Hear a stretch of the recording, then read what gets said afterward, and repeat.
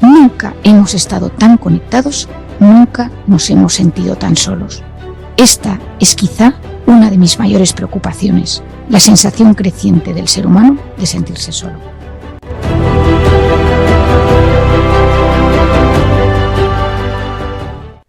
Querido oyente, hoy voy a hablarte de un tema que me parece clave y muy importante. Hoy voy a hablarte de la soledad. Esta es quizá una de mis mayores preocupaciones, la sensación cada vez más creciente de las personas de sentirse solas.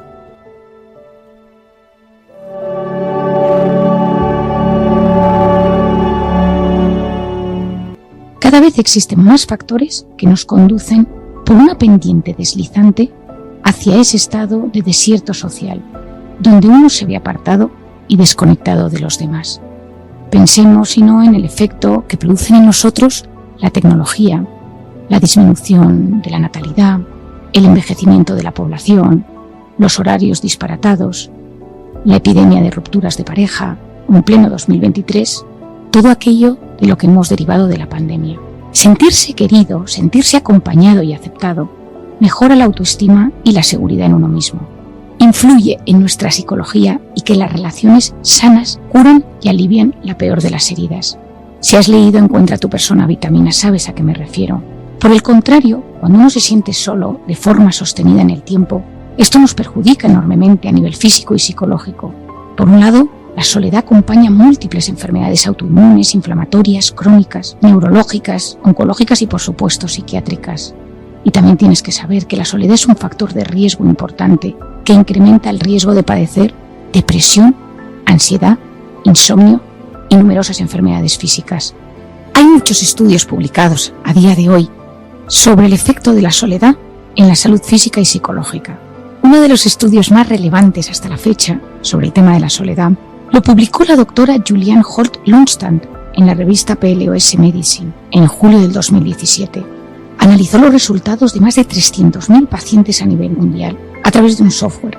Los resultados mostraron que las personas socialmente saludables tienen un 50% menos de posibilidades de morir prematuramente. Me parece un dato impactante. La soledad demostró ser una situación de riesgo a la altura de otras más evidentes, como el consumo de alcohol, el tabaco, la obesidad o la falta de ejercicio físico. Las conclusiones expresadas en su artículo apuntaban a que el exceso de soledad es más letal que fumar 15 cigarrillos al día, tener problemas de obesidad o un consumo perjudicial de alcohol. En concreto, ella hablaba de 4 vasos al día. La cuestión de la soledad está íntimamente ligada con los trastornos psiquiátricos y psicológicos. No estamos hablando únicamente de la sensación de sentirse solo como síntoma de la depresión, que lo es, sino que además puede generar estrés y subir el cortisol, esa hormona del estrés que tú ya bien conoces, inflamando nuestro organismo de forma crónica y abriendo la puerta a múltiples enfermedades. Existen múltiples estudios y no quiero que este podcast sea demasiado científico, pero quiero también contarte otro realizado en Harvard por el Dr. Donovan y sus colaboradores en el 2017, con 79 adultos sanos. Les fueron realizadas 3 preguntas sobre su sentimiento de soledad y se midió los niveles de amiloide en su cerebro. La presencia de amiloide está considerada como un síntoma fundamental de la enfermedad de Alzheimer. El Dr. Donovan analizó el deterioro de la función cognitiva tras seguirles durante 12 años. La conclusión a la que llegaron es que tanto la depresión como la soledad están íntimamente relacionadas con el deterioro cognitivo. Si la depresión que padece es grave, el riesgo de desarrollar una enfermedad neurológica es mayor. Por eso insisto tanto en concienciar a la población del efecto tan perjudicial de la soledad. Necesito generar debates, congresos, sesiones sobre cómo paliar esta corriente tan terrible que se ha instalado en el siglo XXI. Nunca hemos estado tan conectados y nunca nos hemos sentido tan solos. Para seguir, quiero diferenciar soledad y aislamiento. La soledad se presenta de diferentes maneras y matices en los seres humanos. No es lo mismo soledad que aislamiento. El aislamiento es mantener un contacto nulo o casi nulo con otros. Por lo tanto, es un estado objetivo. La soledad, en cambio, es un estado emocional, subjetivo, derivado de no ser capaz de encontrar o mantener las relaciones personales que uno desearía. Es subjetivo ya que no depende de tener o no tener un círculo correcto y sano de amistades, sino que proviene de un desequilibrio entre lo que nos gustaría tener y lo que en verdad tenemos. La soledad bien elegida puede ser el camino de partida para el conocimiento. El frenar, parar, cortar con el cúmulo de estímulos externos, donde puede existir un exceso de ruidos emocionales y sociales, ayuda a frenar esa intoxicación de cortisol donde se encuentra inmersa gran parte de la sociedad.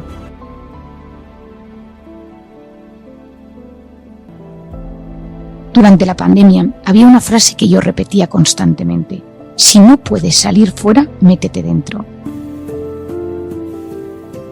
Lo que yo quería era que aprovecháramos esa coyuntura tan difícil del confinamiento para intentar reflexionar, parar, frenar e intentar analizar en qué situación personal o afectiva nos encontrábamos. Es difícil profundizar de forma sana en nuestra vida, en nuestras ilusiones y en nuestras metas con el bullicioso ruido exterior. Estamos hiperestimulados. Muchas veces tiendo a decir que existe un fracaso en la gestión de la abundancia. Dosis empaquetadas de información visual, auditiva, que nos aturde y nos impide conectar con nuestro interior.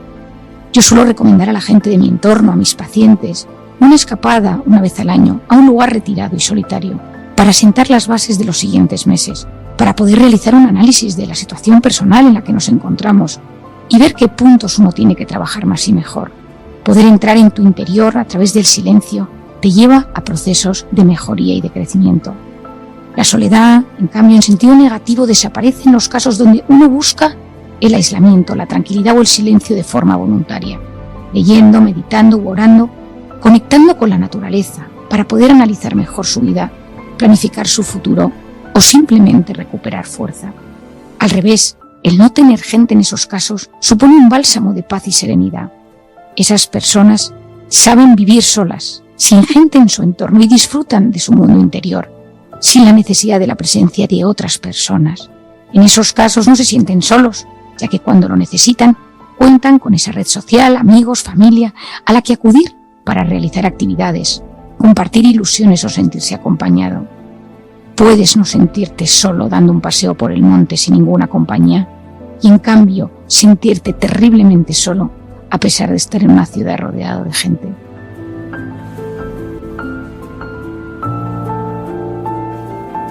Querido amigo, si mientras me escuchas te detienes un instante y piensas en algún momento donde te has sentido solo de verdad, con una enorme sensación de vacío, ¿sabes a qué me refiero? Es no tener a nadie a quien agarrarte cuando lo necesitas. Todos tenemos cierto miedo a la soledad impuesta.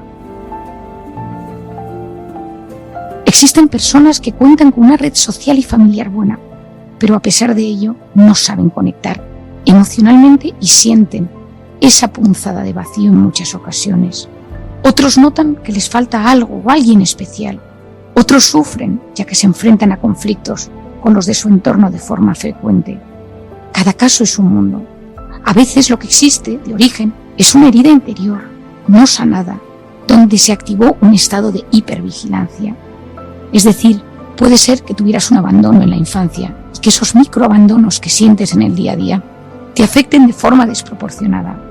Puede ser que alguien te falló, entonces apareció la desconfianza en las relaciones de las personas de tu entorno. O tras una traición surgió el miedo a ser engañado y notas que no puedes volver a confiar. Te recomiendo escuchar los podcasts de Encuentra tu persona vitamina o leer el libro, donde encontrarás muchas respuestas a las causas de esas heridas y cómo poder gestionarlo. Muchas de esas heridas, conscientes o inconscientes, que habitan en nuestra mente, en nuestro corazón, en nuestra alma, nos impiden disfrutar de forma sana de las relaciones humanas. Ser capaz de diagnosticarlo, de analizarlo y de enfrentarte a ello puede ser el primer paso para paliar esa angustia y sensación de ausencia social. Recuerdo un día a Paula, una paciente que vino a verme a la consulta. Tiene 36 años y me dice: Marian, desde hace tiempo noto que me falta algo en mi vida para ser feliz. Paula es la pequeña de 2 hermanos, con los que tiene una relación excelente. Sus 2 hermanos están casados y tiene varios sobrinos a los que cuida y atiende en muchas ocasiones. Ella me dice: Marian, yo es que tengo muchísimos amigos en el trabajo. Juego al tenis, me encanta hacer excursiones, voy en bici, tengo planes y siempre tengo capacidad de organizar alguna actividad con amigos. Sé que desde fuera parece que lo tengo todo cubierto, pero me da vergüenza decirlo. Me siento muchísimas veces sola. Y a veces lo que creo es que deseo tener pareja. Y yo le pregunté, ¿y por qué te avergüenzas de querer tener pareja?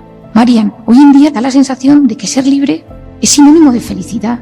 Yo tengo cubierta mi parte social desde muchos ángulos, pero echo en falta la cercanía y la intimidad que te aporta tener pareja. Tengo buen trabajo, tengo salud, pero me falta algo y me siento muy sola. Hay momentos en los que no soporto ese vacío.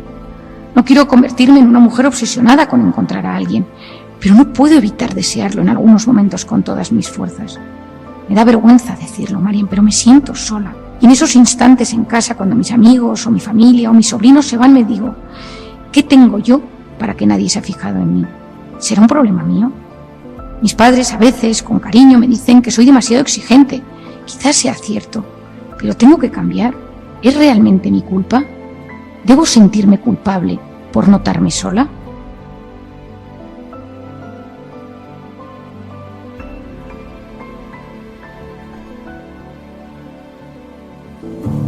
El caso de Paula sucede con frecuencia hoy en día en diferentes facetas de las relaciones humanas.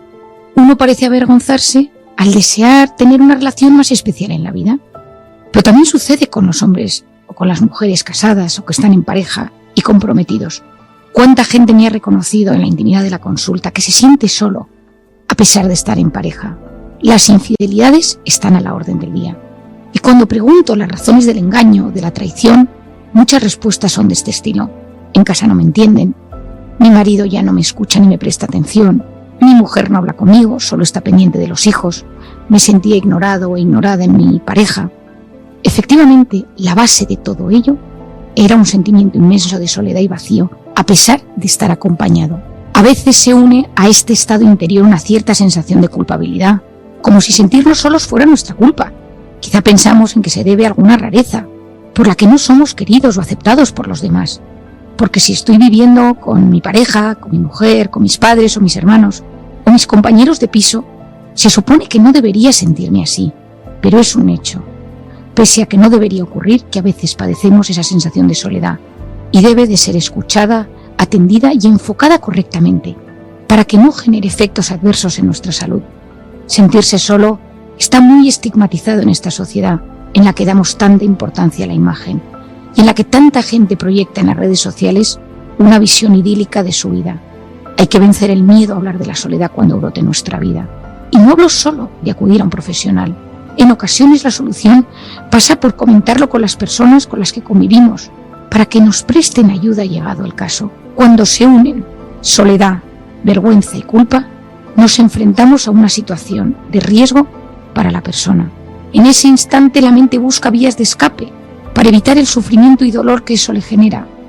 Y esas vías de escape sabemos que no son buenas. Sustancias tóxicas, adicciones y en los casos más graves el suicidio. No conozco a nadie que haya realizado un intento de suicidio que no me expresara el sentirse solo. Me parece clave que desaparezcan el estigma y la vergüenza que conlleva la soledad. Se puede conseguir, como hace muchos años sucedió con la depresión, hasta hace poco inconfesable.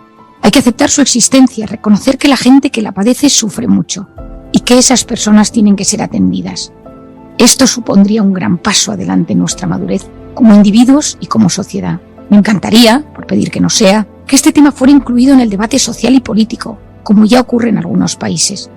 El hecho es que algunos gobiernos como Gran Bretaña, Alemania, Japón, Australia o Nueva Zelanda han creado ministerios dedicados expresamente a tratar este problema, como si de un problema de Estado se tratara. Durante la pandemia leí un libro, El poder de la conexión humana, del Dr. Vivek Murthy. Fue cirujano general de Estados Unidos bajo el mandato de Obama y reelegido a finales del 2020 por el presidente Joe Biden para proseguir con el puesto. Ha tenido que enfrentarse a diferentes retos como el COVID-19, pero uno de sus grandes desafíos ha sido plantear el gran drama al que está sucumbiendo la sociedad por la soledad creciente. En su libro comparte su visión sobre las relaciones humanas, las distancias, la pantalla, la relación de las adicciones con la soledad y los problemas de polarización tan crecientes en el siglo XXI. Me impresionó muchísimo su libro y su visión, ya que expresa desde su lugar como médico, con responsabilidad política, su preocupación sobre este asunto. Te recomiendo su lectura si te interesa profundizar sobre este asunto, ya que está enfocado desde todos los puntos de vista: médico, social, estadístico, político y educativo. Buceando en sus páginas me sorprendió leer anécdotas que me han recordado a palabras que he escuchado decenas o cientos de veces a mi padre en consulta. El doctor Murthy comenta cómo muchos pacientes que acudían a su consulta padecían lo que él denomina hambre de compañía. Mi padre lo llama el síndrome de la vida vacía. Los dos expresan lo mismo, esa sensación o estado de falta de alguien. Cómo esa sensación genera un dolor inmenso de vacío social y afectivo. De hecho, mientras grabo este podcast me acuerdo que durante la carrera, en muchas ocasiones, acudí a aprender con mi padre en su consulta. Me encantaba, y lo sigo haciendo cuando puedo, sentarme a su lado y observar cómo trata a sus pacientes, cómo les explica su situación y cómo lucha y batalla por sacar adelante a cada uno de ellos.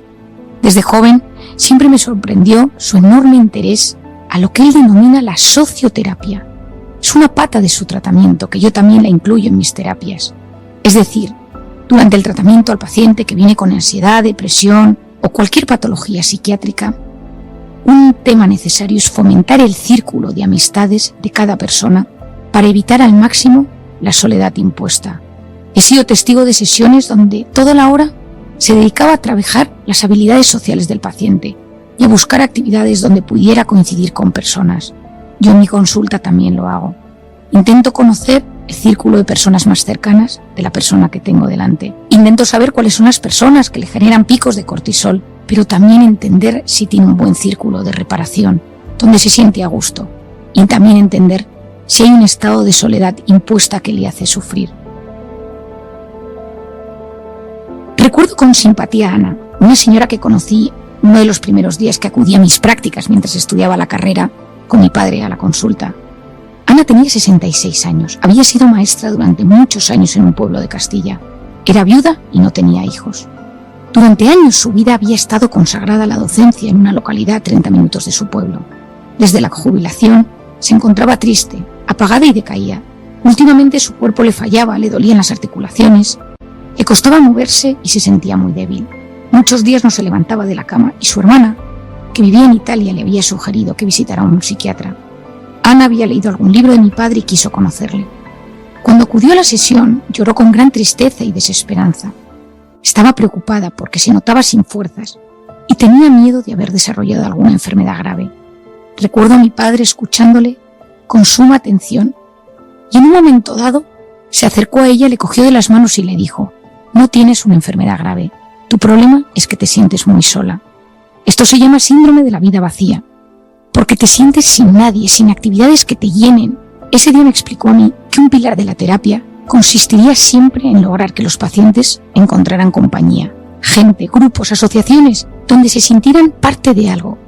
Desde encontrar alguna asociación para subir a la montaña, ir en bici, acudir a reuniones de lectura, apuntarse a cursos de inglés, de música, de deporte. Ana, nuestra paciente, miró atentamente a mi padre. ¿Y qué hago al respecto? Mi padre cogió el teléfono y buscó el número del ayuntamiento del pueblo donde ella vivía. Llamó y solicitó información sobre cursos y actividades que realizarán y las anotó en un papel con el nombre del responsable. Ana se marchó feliz, tenía tarea por delante. Al cabo de un mes, cuando regresó a la consulta, su mirada resaltaba más vida. Nos contó que se había apuntado a pintura y que acudía a un pueblo cercano a unas conferencias semanales sobre historia y filosofía, sus grandes pasiones. Seguía tomando su medicación, que obviamente había ayudado, pero esa no había sido la única solución. Ahora se sentía acompañada. Había encontrado 2 personas de perfil similar a ella en el taller de pintura y había comenzado una relación de amistad con ellas. Se encontraba ilusionada y feliz. He aprendido muchas cosas de mi padre en su labor como psiquiatra, pero esta es, sin lugar a dudas, una de ellas. Quienes me conocen saben que a veces me excedo en mi labor como psiquiatra para reforzarlo un poco más. Cuando tengo a alguien en consulta intento ayudar a esa persona, pensando no solo en el tratamiento farmacológico y psicoterapéutico que precisa, sino también que le vendría bien en el plano social. A veces le presento a alguna persona que creo que le puede ayudar. Si conozco algún grupo, intento animarla a que acuda a sesiones, a conferencias, a aprender algún idioma, alguna manualidad, porque me he dado cuenta que eso ayuda a veces mucho más que la propia medicación. Soy una afortunada por trabajar en el equipo con mi padre, con mi hermana Isabel y con el resto de psicólogas del equipo. y cada uno intentamos aportar un extra que potencie las relaciones humanas y palíe el sentimiento de soledad tan terrible que asola a muchas personas. Cada vez existen más voces en el mundo de la psicología y de la psiquiatría que hablan de trabajar la conexión social del paciente como base de su trastorno y malestar junto con la medicación. De verdad, lo creo con el corazón y con la cabeza. Es necesaria una humanización del sistema de salud, proponiendo alternativas a la farmacología. La medicación ayuda, pero apoyarse en terapias de grupo, en organizaciones, en clubes de lectura, de deporte, de cultura, pueden significar un punto de inflexión. La carrera de medicina lleva siglos orientada a que los futuros médicos estudien y conozcan con la mayor precisión posible el cuerpo, sus síntomas y los posibles tratamientos.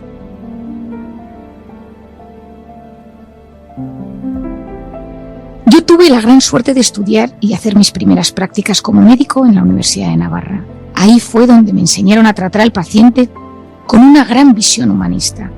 Considero que una de las claves del buen médico es entender el componente tan importante que existe de la unión de la mente y el cuerpo. Es necesario enfrentarse a los diagnósticos y enfermedades desde un tratamiento integral, conectando no solo con los síntomas, sino también con la historia del paciente, sus circunstancias y su personalidad. De esa manera los tratamientos cobran más sentido. Es cierto que en ocasiones con una pastilla desaparece la enfermedad o el síntoma, pero muchos trastornos se palían de forma más intensa si abarcamos el cuerpo como un todo. He insistido mucho en los últimos años en mis sesiones, terapias, escritos sobre la importancia de educar en la gestión emocional y su impacto en la salud física y psicológica. He dedicado muchas horas a divulgar ideas y conceptos que creo que nos ayudan enormemente a enfrentarnos mejor a los retos que van surgiendo en la vida. La pandemia no ha hecho más que reafirmarme en la importancia de saber gestionar la incertidumbre y salir lo menos perjudicados posibles desde un punto de vista psicológico cuando aparece el trauma, el dolor o el sufrimiento. Querido amigo que me escuchas, la soledad es importante. No tengas miedo a analizar cómo te encuentras. En los próximos podcasts hablaré de este tema, de cómo trabajarlo, orientarlo y paliarlo de la mejor manera posible.